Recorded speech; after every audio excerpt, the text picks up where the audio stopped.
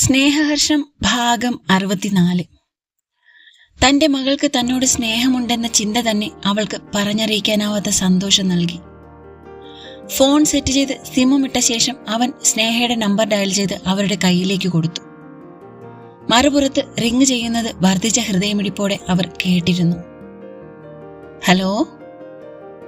സ്നേഹയുടെ ശബ്ദം ഫോണിലൂടെ കേട്ടപ്പോൾ സന്തോഷം കാരണം അവർക്ക് സംസാരിക്കാൻ കഴിയുന്നില്ലായിരുന്നു. ഹലോ ഉമ്മ, എന്ത് ചെയ്യുവാ? വല്ലതും കഴിച്ചോ? മരുന്ന് കഴിച്ചോ? അവൾ വീണ്ടും ചോദിച്ചു. മിണ്ടാനാവാതെ വാക്കുകൾക്കായി പരതുന്ന അവരെ പാച്ചു തട്ടി വിളിച്ച് സംസാരിക്കാൻ ആംഗ്യം കാണിച്ചു. ആ മോളെ, ഞാൻ കഴിച്ചു.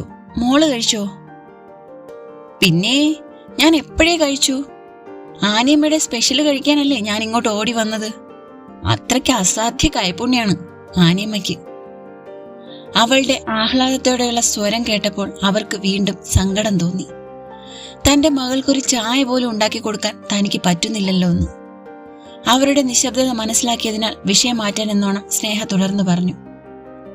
ഉമ്മ, ഇന്ന് മാഷിന്റെ അപ്പച്ചി ഇങ്ങോട്ട് വരുന്നുണ്ട്. എന്നെ കാണണമെന്ന് പറഞ്ഞത്രേ. അവരിപ്പോ എത്താനായിട്ടുണ്ട്. ഞാൻ പിന്നെ വിളിക്കാട്ടോ. ശരി മോളെ. ലൈൻ കട്ടായപ്പോൾ അവർ ആ ഫോൺ നെഞ്ചോട് ചേർത്ത് പിടിച്ചു. കൈവിട്ട് കളയാനാവാത്ത നിധി എന്ന പോലെ.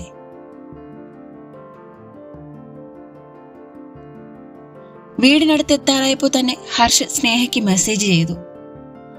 അതനുസരിച്ച് അവൾ വീടിന്റെ ഗേറ്റ് തുറന്നിട്ട ശേഷം അവളും ആനിയമ്മയും കൂടി പുറത്ത് തന്നെ അവരെ കാത്തു നിന്നു. ഗീതയും നിത്യയും ഹർഷും ആദിയും കൂടിയാണ് വന്നത്. കാറിനുള്ളിൽ വെച്ച് തന്നെ ഗീത അവളെ കണ്ടു. ഒരു സിമ്പിൾ ചുരിദാറാണ് വേഷം. യാതൊരുവിധ ചമയങ്ങളും ഇല്ല. നിസ്സാരം പറഞ്ഞാൽ കരിമഷി പോലും ഇല്ല കണ്ണുകളിൽ.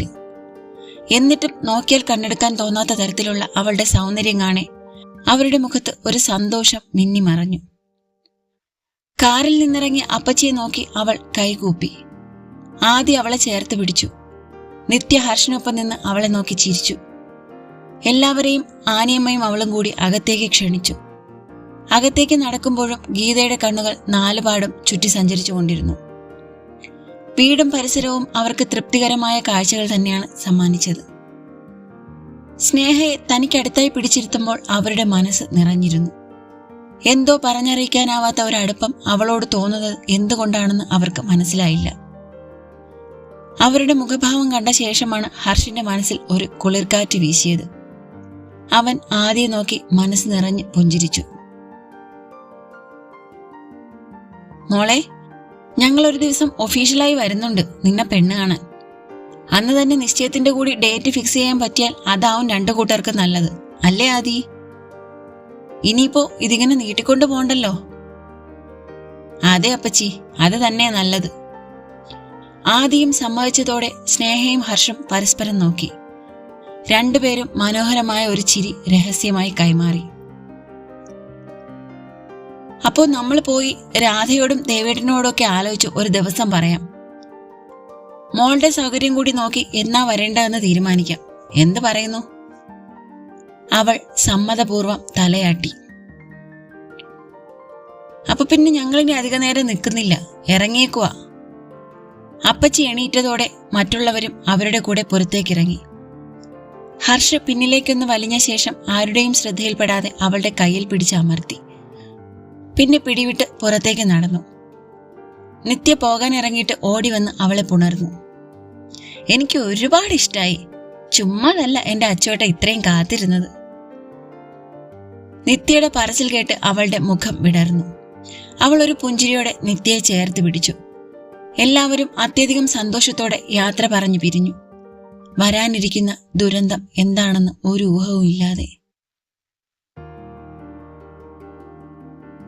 വാമു, എന്റെ ഉമ്മയെ ഞാൻ എന്റെ കൂടെ വീട്ടിലേക്ക് കൊണ്ടുപോക്കോട്ടെ. ഒരാഴ്ചയ്ക്ക് ശേഷം സ്നേഹ പുത്തൻപുരയ്ക്കിലേക്ക് തിരികെ എത്തിയിരുന്നു. ഇവിടെ വന്നിട്ടിപ്പോ 2 ദിവസമായി. അവൾ വീണ്ടും മടങ്ങിപ്പോകാനുള്ള തീരുമാനത്തിലാണ്. കൂടെ ഉമ്മയെ കൊണ്ടുപോകണമെന്നും. അതിനായി വാമുവിനോട് അനുവാദം ചോദിക്കുകയാണ് അവൾ. അല്പനേരത്തെ മൗനത്തിന് ശേഷമാണ് അവർ മറുപടി പറഞ്ഞത്. അവൾക്ക് എന്താണ് താല്പര്യമെന്ന് വെച്ചാല് അതുപോലെ ചെയ്യുമോളെ.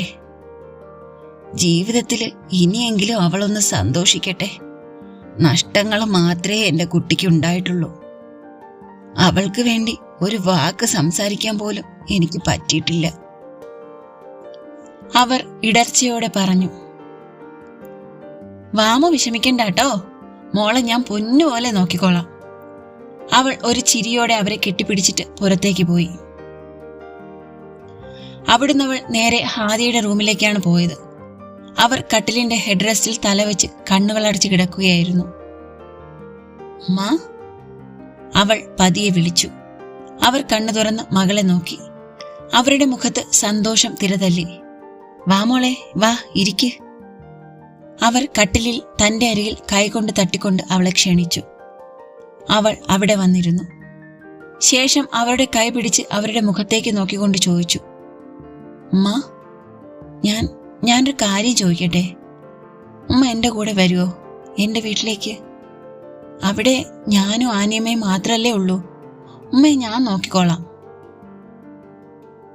അവളുടെ ചോദ്യം കേട്ട് ഒരു ഞെട്ടലോടെ അവർ മകളുടെ മുഖത്തേക്ക് നോക്കിയിരുന്നു.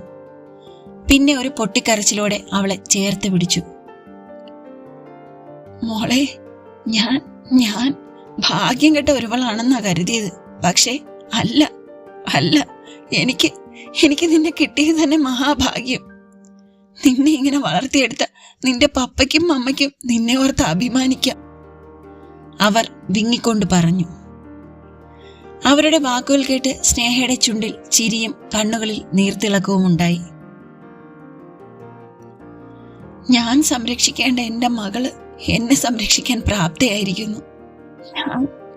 ഞാൻ അവരുടെ വാക്കുകൾ കേട്ട് സ്നേഹ അവരെ തടഞ്ഞു. ആവശ്യമില്ലാതെ അതും ഇതൊന്നും പറയണ്ട. എന്റെ ഉമ്മയെ ഞാൻ കൂടെ കൂട്ടുന്നത് അത്ര വലിയ സംഭവമൊന്നും അല്ല. അപ്പൊ നമുക്ക് ഇന്ന് വൈകുന്നേരം വീട്ടിലേക്ക് പോവാം കേട്ടോ, അവൾ അവരെ തിരികെ കട്ടിലേക്ക് കിടത്തിക്കൊണ്ട് പറഞ്ഞു. ഇപ്പൊ ഞാൻ പാച്ചുവിനൊന്ന് കണ്ടിട്ട് വരട്ടെ. അവൾ പുറത്തേക്ക് പോകുന്നത് സന്തോഷം കൊണ്ട് വിങ്ങുന്ന മുഖവുമായി ഹാദിയ നോക്കിക്കിടന്നു. നീരജ് നിത്യയുടെ റൂമിലേക്ക് കയറി വരുമ്പോൾ അവൾ തിരക്കിട്ടൊരുങ്ങുകയാണ്. അവനെ കണ്ട് അവൾ ഒരുങ്ങുന്നതിനിടയിൽ തന്നെ ചോദിച്ചു, ഇതെന്താ ഏട്ടാ, ഏട്ടൻ റെഡിയാവുന്നില്ലേ? 9 തന്നെ പുറപ്പെടണമെന്ന് ആന്റി പറഞ്ഞത്. നിച്ചൂട്ടാ, നിനക്ക് എങ്ങനെ സന്തോഷിക്കാൻ പറ്റുന്നു? നിനക്കൊട്ടും വിഷമമില്ലേ ഹർഷ നിന്നെ ചീറ്റ് ചെയ്തതില്? എന്നിട്ടും അവന്റെ പെണ്ണ് കാണൽ ചടങ്ങിനാ നീ ഇങ്ങനെ തുള്ളിച്ചാടി ഒരുങ്ങുന്നതെന്ന് ഓർക്കുമ്പോ. എന്റെ ഏട്ടൻ ഇത് എന്തൊക്കെയാ പറയുന്നേ? അന്ന് മുതൽ ഇന്ന് വരെ ഞാൻ ഏട്ടനോട് പറഞ്ഞതൊക്കെ സത്യം തന്നെ. ഞാനും അച്ചുവേട്ടനും തമ്മിൽ ഈ ജന്മം സെറ്റാകില്ല. പിന്നെ നിങ്ങളുടെ ആഗ്രഹത്തിന് അന്ന് ഞങ്ങൾക്ക് വേറെ ഓപ്ഷൻ ഇല്ലാത്തതിന്റെ പേരിൽ നിന്ന് തന്നതല്ലേ? ഏട്ടൻ ഇപ്പോഴും അത് തന്നെ ആലോചിച്ചിരിക്കല്ലേ? സ്നേഹ എത്ര നല്ല കുട്ടിയാണെന്നറിയോ? എന്ത് ഭംഗിയാണെന്നോ അവളെ കാണാൻ. എനിക്ക് ഒത്തിരി ഇഷ്ടായി. ഏട്ടനും അവളെ ഇഷ്ടാവും. നിത്യ അവന്റെ 2 കവിളിലും പിടിച്ചു വലിച്ചുകൊണ്ട് ചിരിയോടെ പറഞ്ഞു. എങ്കിലും അവന്റെ മുഖം തെളിഞ്ഞില്ല. അല്ല ഏട്ടാ, അച്ഛനെയും കണ്ടില്ലല്ലോ. ഞാൻ വിളിച്ചിട്ട് കിട്ടിയതുമില്ല. ഏട്ടൻ അച്ഛനെ വിളിച്ചിരുന്നോ? അച്ഛൻ വരില്ലേ? ആ, ഞാൻ വിളിച്ചു. അച്ഛൻ ഇന്ന് ഒഴിവാക്കാൻ പറ്റാത്ത ഏതോ ക്ലയന്റ് മീറ്റിംഗ് ഉണ്ടെന്ന്. നിശ്ചയത്തിനെത്തിക്കോളാം. ഇതിപ്പോ നമ്മളോട് പോവാനാ അച്ഛൻ പറയുന്നത്. എങ്കിൽ പിന്നെ ഇവിടെ എങ്ങനെ കറങ്ങി നടക്കാതെ ഏട്ടൻ പോയി റെഡിയാകേട്ടാ. അവനെ ഉന്തിത്തള്ളി അവൾ പുറത്തേക്ക് വിട്ടു. അവൻ മനസ്സില്ലാ മനസ്സോടെ സ്വന്തം മുറിയിലേക്ക് പോയി. സ്നേഹയുടെ വീട്ടിലേക്കുള്ള വഴി തിരിയുമ്പോൾ ഹർഷിന്റെ ഹൃദയം ക്രമാതീതമായി മിടിച്ചു. അവളെ എന്നും എപ്പോഴും കാണുന്നതാണെങ്കിലും ഇന്ന് പോകുമ്പോൾ എന്തിനെന്നറിയാതെ മനസ്സ് വല്ലാതെ വെപ്രാളപ്പെടുന്നു. ആദ്യമായി കാണാൻ പോകുന്നത് പോലെ ഒരു പരവേശം.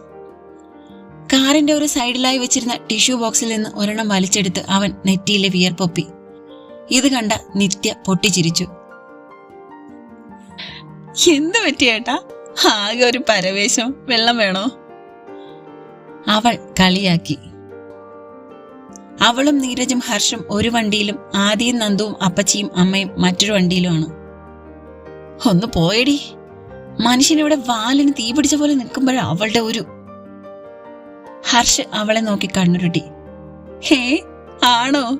എന്നിട്ട് വാലെവിടെ? തീ എവിടെ? ഈ ഹനുമാൻ ലങ്കാദഹനത്തിന് പോയ പോലാണോ? നിത്യ അവനെ വീണ്ടും കളിയാക്കി. നിന്നെ ഇന്ന് ഞാൻ. ഹർഷ അവളെ അടിക്കാനായി പിന്നിലേക്ക് നോക്കി കൈവീശി. അവൾ ഒഴിഞ്ഞു മാറിക്കൊണ്ട് പൊട്ടിച്ചിരിച്ചു. ഡ്രൈവിംഗിനിടയിൽ നീരജ് ഇതൊന്നും ഇഷ്ടപ്പെടാത്ത മട്ടിൽ അവരെ നോക്കി. പിന്നെ അനിഷ്ടത്തോടെ പറഞ്ഞു, ഒന്നും മിണ്ടാതിരിക്കുന്നുണ്ടോ രണ്ടുപേരും? അതോടെ രണ്ടുപേരും സൈലന്റ് മോഡ് ഓണാക്കി. ഹർഷ അവളെ നോക്കി കണ്ണുരുട്ടുമ്പോൾ അവൾ വായ പൊത്തിപ്പിടിച്ച് ചിരിയടക്കി. നീരജ് അപ്പോഴും ഇതൊന്നും അത്ര ദഹിക്കാത്ത മട്ടിൽ തന്നെയായിരുന്നു. അവൻ ദേഷ്യത്തോടെ ആക്സിലേറ്റർ ആഞ്ഞു ചവിട്ടി. തുടരും.